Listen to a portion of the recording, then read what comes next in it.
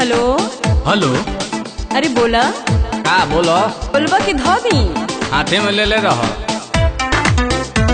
सनीमा काटी कट काटा लिया हूँ, अपना दोस्तवा के बाइक मंगा लिया हूँ। चले के सनीमा काटी कट काटा लिया हूँ, अपना दोस्तवा के बाइक मंगा लिया हूँ। रेडी रहना ओ डार्लिंग नहा धोके। ओके मेरा सोना, ओके मेरा जाना, ओके मेरा दिलवा, ओके मेरा बाबू, ओके।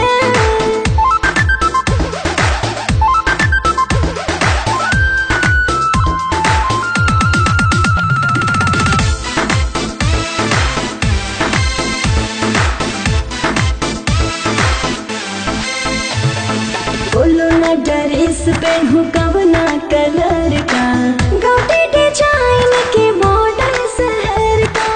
अरे अपना हिसाब से देख लो। बोलो ना ड्रेस पहनूं कवना कलर का, गोटी डिजाइन के मॉडल शहर का। सलवार समीज पहन लेना जी, ओढ़नी से मुंह बांध लेना जी, ताकि रही आंचल में केहू ना टोके। ओके मेरा सोना, ओके मेरा जाना, ओके मेरा दिलवा, ओके मेरा बाबू, ओके। Too good to be true, our worlds collide.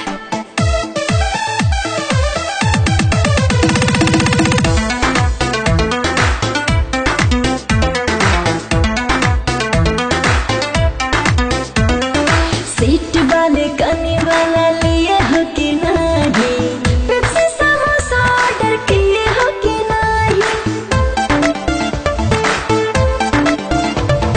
Seat वाले कनी वाला लिए हो कि नहीं, पेप्सी समोसा ऑर्डर किए हो कि नहीं। जवन चाहे लुरानी मजा मिलेगा, चलो पॉपकॉर्न भी वहाँ ताजा मिलेगा। फिल्म देखना तू गोद में सवार होके।